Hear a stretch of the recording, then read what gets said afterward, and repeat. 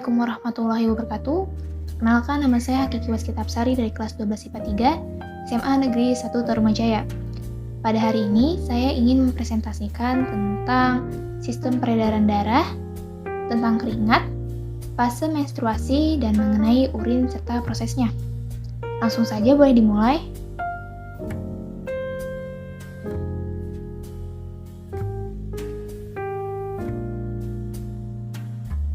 Sistem peredaran darah. Sebelum itu, mari mengenal apa itu sistem peredaran darah. Sistem peredaran darah adalah suatu sistem organ yang berfungsi memindahkan zat ke sel dan dari sel ke zat. Sistem ini yang menjamin kelangsungan hidup organisme. Darah berfungsi untuk mengangkut dan mengedarkan sari makanan, hasil proses pencernaan ke seluruh tubuh. Darah juga berfungsi mengedarkan oksigen dan karbon dioksida hasil pernapasan. Peredaran darah atau aliran darah di dalam tubuh manusia terjadi melalui organ peredaran darah, yaitu jantung dan pembuluh darah. Jantung adalah organ tubuh yang berfungsi untuk memompa darah ke seluruh tubuh. Jantung manusia terletak di dalam rongga dada. Jantung memiliki 4 ruang, yaitu serambi kiri, serambi kanan, bilik kiri, dan bilik kanan. Sebagai alat pemompa darah, jantung memiliki otot-otot yang sangat kuat. Otot bilik lebih tebal daripada otot serambi karena otot bilik memompa darah keluar jantung untuk diedarkan ke seluruh tubuh. Di antara serambi dan bilik jantung ada pemisah berupa pintu turun yang disebut sebagai katup jantung. Katup jantung dapat menutup sangat rapat sehingga darah dari bilik tidak tercampur dengan darah dari serambi. Katup-katup itu membuka dan menutup seirama dengan denyutan jantung. Nah, darah merupakan unsur terpenting dan memiliki banyak fungsi serta manfaat dalam tubuh manusia. Agar dapat mengalir ke seluruh bagian tubuh, diperlukan sistem peredaran darah. Sistem tersebut dapat melakukan berbagai fungsi, seperti mengatur suhu tubuh, mengatur keseimbangan zat, mengangkut oksigen, dan lain sebagainya. Peredaran darah manusia disebut sebagai peredaran darah ganda atau rangkap, karena setiap 1 kali beredar ke seluruh tubuh, darah melewati jantung hingga 2 kali. Selain peredaran darah besar, ada yang namanya peredaran darah kecil. Sistem peredaran darah besar disebut sebagai sistem sistemik. Sistem peredaran darah besar dimulai ketika bilik kiri jantung memompa darah yang mengandung oksigen dan nutrisi melalui aorta atau arteri utama ke seluruh tubuh. Ketika darah telah rendah oksigen atau hanya tersisa karbon dioksida, maka darah akan terkumpul di pembuluh darah dan kembali ke bilik kanan jantung. Sistem peredaran darah kecil atau yang biasanya disebut sebagai Sistem peredaran darah kecil atau yang biasanya disebut sebagai sistem peredaran darah pulmonal dimulai dari bilik kanan jantung menuju arteri pulmonalis dan dipompa menuju paru-paru. Disinilah karbon dioksida yang ada dalam darah dilepaskan ke saluran paru, sementara oksigen yang baru masuk ke aliran darah lain hanya dengan darah yang mengandung oksigen. Jadi dari bilik kanan menuju arteri pulmonalis ke paru-paru, lalu darah tersebut akan mengalir melalui vena paru-paru dan menuju ke bilik kiri jantung. Setelah itu akan dimulai kembali sistem peredaran darah besar dengan dimulai dari proses pemompaan darah melalui serambi kiri. Perlu diketahui, pada peredaran darah kecil, darah melakukan pertukaran gas di paru-paru. Darah melepaskan karbon dioksida dan mengambil oksigen dari alveoli paru-paru. Oleh karena itu, darah yang berasal dari paru-paru banyak mengandung oksigen. Proses terjadinya keringat. Keringat terjadi pada bagian otak, yaitu hipotalamus. Hipotalamus menghasilkan enzim bradikinin. Epidermis. Epidermis adalah satu-satunya lapisan kulit yang bisa dilihat dan disentuh. Epidermis ini merupakan lapisan terluar. Lapisan ini juga merupakan tempat berujungnya pori-pori kulit. Epidermis mempunyai 2 bagian, yaitu stratum corneum yang merupakan lapisan epidermis terluar, lalu ada keratinosit yang merupakan penghasil protein keratin. Dan yang kedua terdapat dermis. Dermis merupakan lapisan kedua setelah epidermis. Dermis ini mengandung melanosit yaitu penghasil pigmen, kemudian terdapat saraf, lalu ada ekrin yang menghasilkan kelenjar keringat, dan apokrin yang menghasilkan kelenjar minyak. Adapun terjadinya keringat dimulai dari rangsangan panas yang diterima oleh sel saraf sensorik, kemudian dibawa ke otak bagian hipotalamus, penghasil enzim bradikinin, yang mana enzim bradikinin memicu pelebaran darah pembuluh darah di kulit karena pangkal kelenjar keringat atau ekrin berhubungan dengan pembuluh darah, maka terjadilah penyerapan air, garam, dan sedikit urea. Setelah itu, ekrin kemudian akan mengeluarkan air, garam mineral, dan urea tersebut ke permukaan kulit melalui saluran keringat dan pori-pori. Keringat akan sampai di permukaan kulit lalu menyerap panas sehingga tubuh menjadi normal kembali.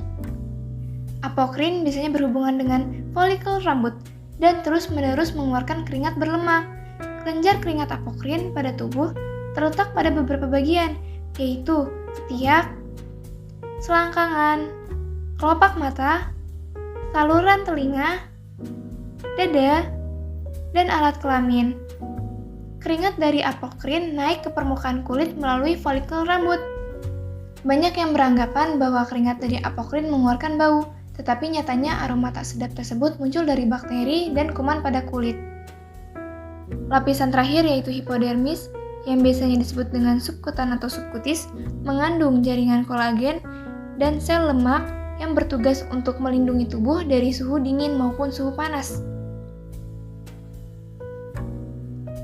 Siklus menstruasi. Siklus menstruasi terbagi menjadi 4, yaitu 1. Fase menstruasi.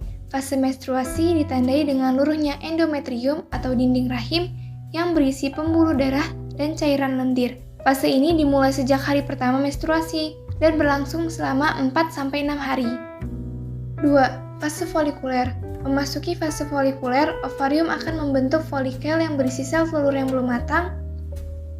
Folikel dan sel tersebut akan bertumbuh dan merangsang penebalan pada dinding rahim. Fase ini biasanya berlangsung selama 11-27 hari, bergantung pada siklus untuk setiap wanita. 3. Fase ovulasi. Fase ovulasi terjadi saat ovarium melepas sel telur yang sudah matang dan siap dibuahi oleh sperma di bagian indung telur. Akan tetapi, apabila tidak terjadi pembuahan, sel telur akan melebur dalam waktu 24 jam setelah fase ovulasi. Fase ini biasanya terjadi di hari ke-14 siklus menstruasi. 4. Fase luteal. Fase luteal ditandai dengan sel telur yang berubah menjadi jaringan yang disebut dengan corpus luteum. Jaringan ini akan mengeluarkan hormon yang membuat dinding rahim akan menjadi tebal. Namun, apabila tidak terjadi pembuahan, corpus luteum akan menyusut dan kembali diserap. Selanjutnya, lapisan rahim akan luruh selama menstruasi. Fase luteal terjadi selama 11-17 hari. Perlu diketahui bahwa menstruasi, haid atau datang bulan, adalah perubahan fisiologis dalam tubuh wanita yang terjadi secara berkala dan dipengaruhi oleh hormon reproduksi baik FSH estrogen atau LH progesteron. Periode ini penting dalam hal reproduksi. Pada manusia, hal ini biasanya terjadi setiap bulan sejak menarche, yaitu menstruasi pertama, sampai menopause, yaitu menstruasi berhenti. Siklus menstruasi adalah perubahan yang terjadi dalam tubuh wanita, khususnya pada bagian organ reproduksi. Menstruasi terjadi akibat lapisan dinding rahim, yaitu endometrium, yang menebal luruh akibat tidak adanya pembuahan pada sel telur. Perlu diketahui, siklus menstruasi pada setiap wanita berbeda-beda, yaitu bisa terjadi antara 23-35 hari, namun rata-rata siklus menstruasi adalah 28 hari. Pada dasarnya, ada berbagai hormon yang mengatur siklus menstruasi wanita, baik yang dihasilkan oleh organ reproduksi maupun oleh kelenjar lain. Hormon-hormon tersebut antara lain yaitu estrogen. Hormon yang dihasilkan pada ovarium ini berperan dalam proses terjadinya ovulasi dalam siklus reproduksi wanita. Hormon estrogen juga berperan pada perubahan tubuh remaja perempuan pada masa pubertas, serta dalam pembentukan kembali lapisan rahim setelah menstruasi. Setelah itu terdapat progesteron. Hormon ini bekerja sama dengan hormon estrogen untuk menjaga siklus reproduksi dan menjaga kehamilan. Sama seperti estrogen, progesteron juga dihasilkan di ovarium dan berperan dalam penebalan dinding rahim. Setelah progesteron, terdapat juga hormon pelepas gonadotropin. Hormon yang diproduksi oleh otak ini membantu memberi rangsangan pada tubuh untuk menghasilkan hormon perangsang folikel dan hormon lutein.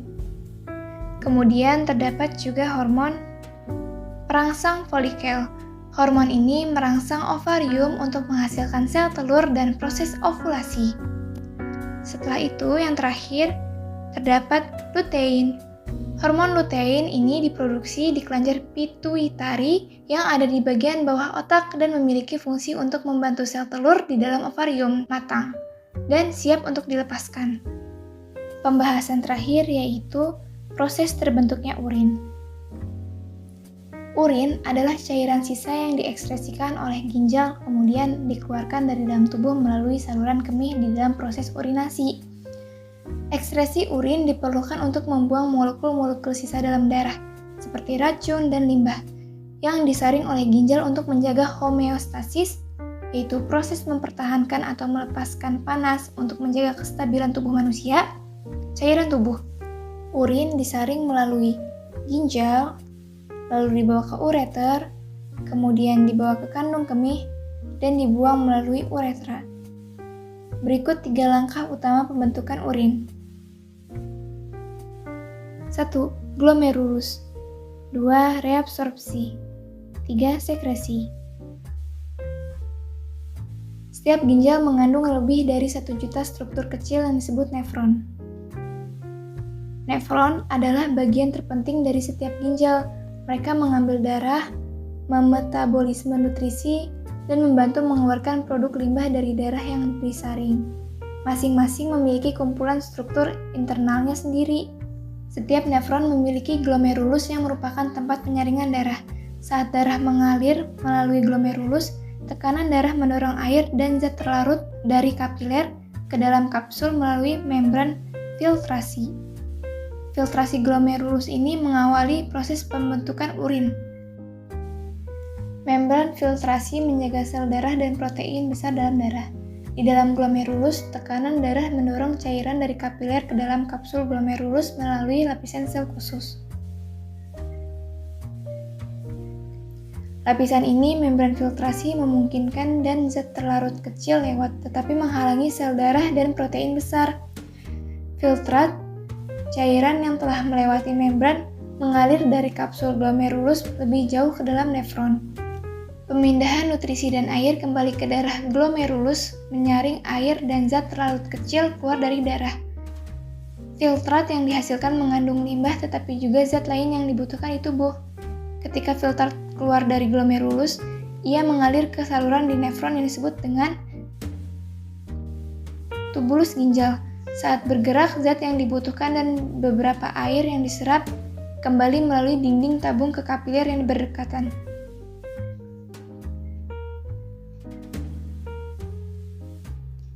Ion limbah dan ion hidrogen yang diekskresikan dari darah melengkapi pembentukan urin. Filtrat yang diserap di glomerulus mengalir melalui tubulus ginjal. Tempat nutrisi dan air diserap kembali ke dalam kapiler. Pada saat yang sama, ion limbah dan ion hidrogen mengalir dari kapiler ke tubulus ginjal. Proses ini disebut dengan sekresi. Yang disekresikan bergabung dengan filtrat yang tersisa dan menjadi urin. Urin kemudian keluar melalui tubulus nefron atau tubulus proksimal, kemudian menuju ke saluran pengumpul dan keluar melalui pelvis ginjal. Pelvis ginjal adalah ruang berbentuk corong di bagian terdalam ginjal, berfungsi untuk jalur cairan dalam perjalanan ke kandung kemih.